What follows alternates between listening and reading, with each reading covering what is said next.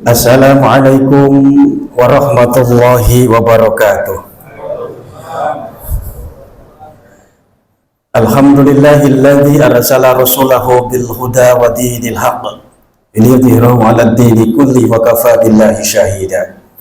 Asyhadu an la ilaha illallah wahdahu la syarikalah wa asyhadu anna Muhammadan 'abduhu wa rasuluhu la nabiyya ba'da. Allahumma sholli wa sallim ala sayyidina Muhammad ibn Abdillah wa ala alihi wa ashabihi wa man tabi'ahum bi ihsanin ila yaumil qiyamah, amma ba'd. Qala Allah ta'ala fi kitabil karim, a'udzu billahi minasyaitonir rajim, bismillahirrahmanirrahim. Ya ayyuhalladzina amanu kutiba 'alaikumus syiyam kama kutiba 'alal ladzina min qablikum la'allakum tattaqun. Syahrul Ramadan alladzi unzila fihi al-Qur'an hudan lin-nasi wa bayyinatin minal huda wal furqan ila akhir ayat. Shadaqallahul azim. Jamaah salat tarawih, salat Isya dan salat tarawih Masjid Al-Muhajirin yang saya muliakan, wabil khusus pengurus masjid dan yayasan, Bapak Ibu hadirin wa hadirat yang dirahmati Allah Subhanahu wa taala. Ada dua ucapan yang sering digunakan oleh masyarakat Arab ketika mereka menyambut kedatangan tamu. Biasanya mereka populer menggunakan istilah ahlan wa sahlan, dan yang kedua marhaban. Kalau lihat terjemahannya dalam bahasa Indonesia, dua-duanya diterjemahkan sama, selamat datang. Atau orang bule menyatakan welcome. Orang Jawa menyebut sugeng rawuh. Orang Sunda mengatakan wilujeng sumping. Walaupun terjemahannya sama, tapi dalam penggunaannya berbeda. Untuk ahlan wa sahlan itu menyambut kedatangan tamu pada umumnya biasa saja. Ada teman datang bertamu, kita ucapkan ahlan wa sahlan, biasa. Ada saudara datang dari kampung ke rumah kita bertamu, ucapkan ahlan wa sahlan, biasa. Tapi marhaban itu diucapkan sesekali saja kalau kedatangan tamu yang dianggap mulia, kedatangan tamu yang dianggap istimewa. Sambil contoh misal, ketika Rasulullah Muhammad SAW hijrah dari Makkah ke Yathrib saat itu, yang kemudian bernama Madinah, itu disambut oleh masyarakat dengan ungkapan marhaban ya nurul aini, marhaban jaddal Husaini. Kenapa Rasul disambut dengan kata marhaban? Karena Rasul dianggap tamu yang agung, tamu yang mulia, tamu yang spesial, tamu yang istimewa. Tapi rupanya Allah memuliakan tidak hanya kepada makhluk yang berjenis manusia. Tempat, waktu pun Allah muliakan. Salah satu waktu yang dimuliakan oleh Allah adalah bulan Ramadan. Sehingga bulan Ramadan disebut dengan Sayyidus Syuhur, pemimpin di antara bulan-bulan. Maka ketika kedatangan Ramadan, disambutnya bukan dengan ahlan wa sahlan, tapi dengan ungkapan marhaban ya Ramadan. Itu menunjukkan berarti Ramadan bulan yang mulia, bulan yang istimewa, bulan yang spesial. Jamaah sekalian, kata marhaban sendiri sebenarnya tidak hanya berarti selamat datang, tapi marhaban juga bisa bermakna tempat yang lapang, tempat yang luas. Apa korelasi antara tempat dan lapang dengan Ramadan? Itu artinya mari sambut kedatangan Ramadan itu berangkat dari hati yang lapang, hati yang luas. Karena mungkin ada sebagian masyarakat di antara kita Ketika kedatangan Ramadan tidak lapang hatinya, tidak luas, sehingga mereka mengeluh, ya datang lagi bulan puasa, bakalan nggak bisa makan di siang hari. Itu menunjukkan belum marhaban hatinya. Tapi kalau marhaban itu senang, bahagia, lapang, ya Allah kau anugerahkan saya umur sampai ke bulan Ramadan lagi. Bahagia sekali, karena Ramadan adalah bulan yang kau muliakan, dan mudah-mudahan kami bisa melaksanakan ibadah di bulan itu. Itu lapang, marhaban. Makna yang kedua marhaban itu artinya tempat untuk memperbaiki sesuatu yang rusak. Apa hubungannya dengan Ramadan? Ramadan di samping sebagai ibadah untuk melaksanakan puasa, tapi juga Ramadan bulan introspeksi. Bisa jadi selama 11 bulan yang lalu ada amaliyah kita yang mungkin sedikit campur ria, pamer, ujub, merasa pintar sendiri, merasa paling hebat. Nah, yang rusak-rusak ini mari di bulan Ramadan ini kita perbaiki. Bisa jadi amaliyah kita saat ini masih banyak yang kurang. Mari di bulan Ramadan ini yang kurang-kurang itu kita tambahkan. Bisa jadi amalan kita masih banyak yang bengkok. Mari di bulan Ramadan ini yang bengkok-bengkok itu kita luruskan. Karena Ramadan adalah bulan tempat memperbaiki sesuatu yang rusak, maka disambut dengan kata marhaban. Paling tidak ada 3 makna. Tempat yang lapang, tempat memperbaiki sesuatu yang rusak, dan selamat datang untuk tamu yang mulia, tamu yang istimewa.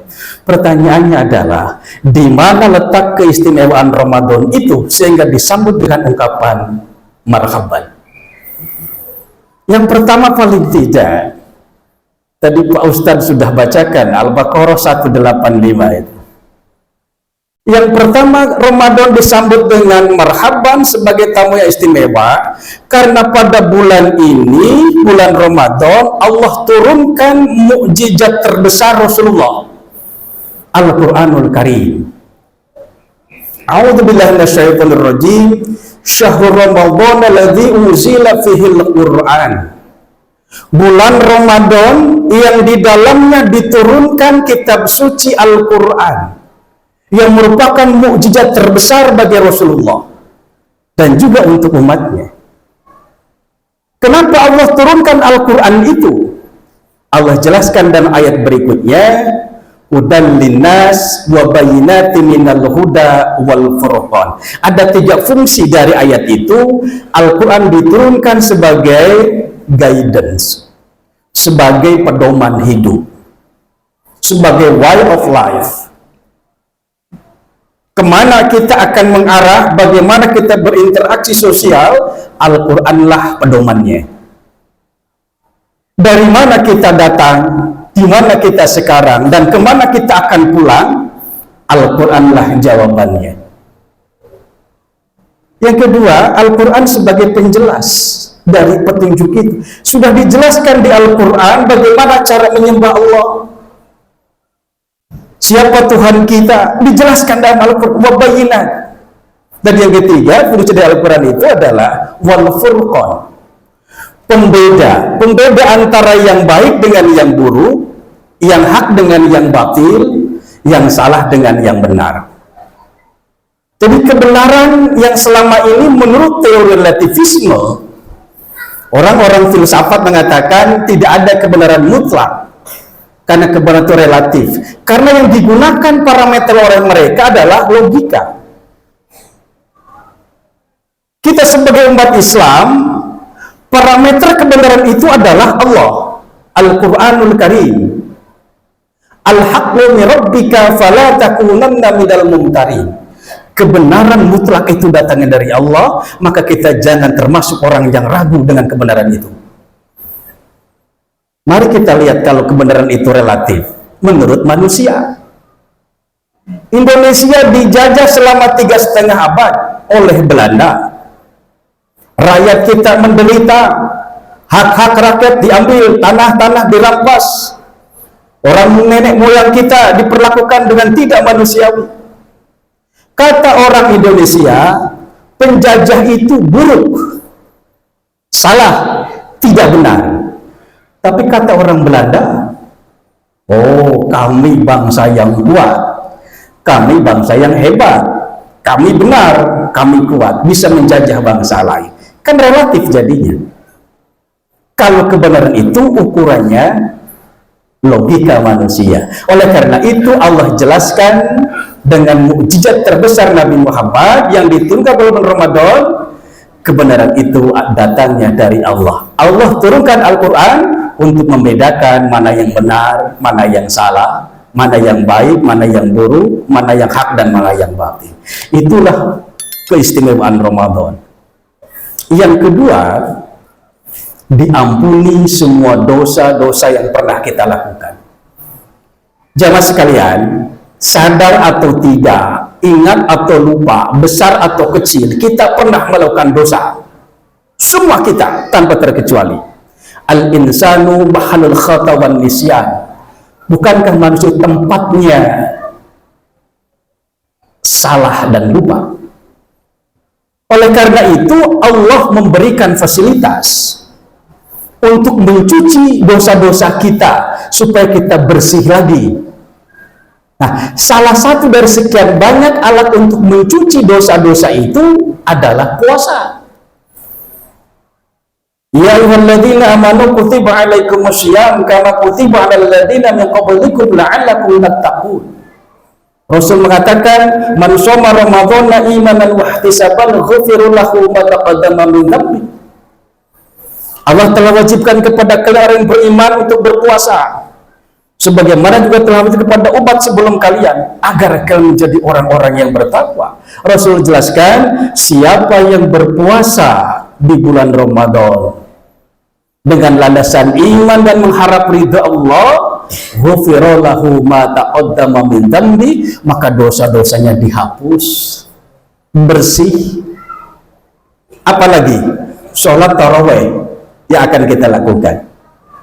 Rasul katakan, man qama ramadhana imanan wa ihtisaban ghufira lahu ma taqaddama min dhanbi. Siapa yang melaksanakan qiyamul Ramadan, sholat tarawih, sholat witir dan lain-lainnya dengan dasar iman dan mengharap ridha Allah, Allah pun akan hapus dosa-dosanya yang terdahulu. Apalagi alat pencucinya, zakatul fitri. Kata Rasulullah, farada Rasulullah SAW zakatul fitri tuhwatan lis-shaimin wa tu'matan lil masakin. Rasul mewajibkan zakat fitri untuk membersihkan, mensucikan dosa dari orang-orang yang berpuasa dan untuk memberi makan orang-orang miskin. Itu keistimewaan Ramadan, bersih dari dosa. Sehingga kata Rasulullah, karena amaliyah-amaliyah yang dilakukan di bulan Ramadan, maka ketika keluar dari Ramadan, kharajat minhu kayaumi waladatu ummu. Dosanya seperti bayi yang baru dilahirkan dari kandungan ibunya. Dosa bayi itu seperti apa? Rasul jelaskan dalam sabdanya, kullu mauludin yuladu 'alal fitrah. Semua bayi yang lahir dalam keadaan fitrah. Itulah hikmah dari diturunkannya bulan Ramadan sebagai bulan yang mulia.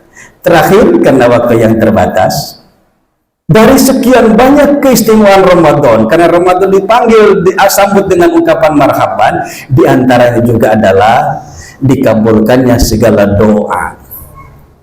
Jamaah sekalian, mari kita perhatikan ayat yang mewajibkan seputar Ramadan dan puasa dan ibadah. Itu dimulai dari ayat Al-Baqarah 183, lanjut 184, lanjut 185, loncat 187. 186-nya bukan berbicara tentang puasa, tapi khusus berbicara tentang doa. Pertanyaannya, apa rahasia mengapa Allah sisipkan ayat doa di antara ayat-ayat ibadah puasa Ramadan? Rupanya doa orang yang berpuasa di bulan Ramadan mustajabah. A'udzubillahi minasyaitonir rajim. Wa idza sa'alaka 'ibadi 'anni fa inni qarib Muhammad, apabila hamba-hambaku bertanya kepadamu tentang aku, maka jawablah, sungguhnya aku ini sangat dekat.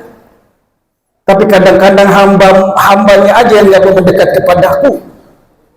Ujibu da'wat da'i, aku akan mengabulkan setiap doa, setiap permohonan dari hamba-hambaku. Idza da'ani, kalau hambaku itu mau berdoa kepadaku. Sudah jelas. Artinya jamaah sekalian, mungkin dalam hidup ini ada problem yang gak kunjung selesai, ada penyakit yang belum kunjung sembuh, berobat sudah kemana-mana. Jangan pernah putus asa. Mari kita manfaatkan momentum Ramadan ini untuk minta tolong sama Allah. Wasta'inu bis-sabri was-sholah. Minta tolonglah kepadaku dengan sabar dan sholat. Terakhir banget, fihi lailatun khairum min alfi syahr. Di bulan Ramadan itu ada satu malam yang apabila kita beribadah pada malam itu, maka nilai pahala ibadah kita lebih baik daripada 1000 bulan. Malam itu dikenal dengan Lailatul Qadar. Mudah-mudahan di Ramadan tahun ini kita bisa berjumpa dengan Lailatul Qadar dan bisa beribadah di malam Al-Qadar tersebut. Dan kita berharap semua rangkaian ibadah kita, puasa, sholat tarawih, zakat, dan baik yang lainnya, semoga Allah terima dan dijadikan sebagai bekal untuk kehidupan kita yang lebih abadi. Amin ya rabbal alamin. Mohon maaf lahir batin. Wal afu minkum wa billahi taufiq wal hidayah. Wassalamualaikum warahmatullahi wabarakatuh.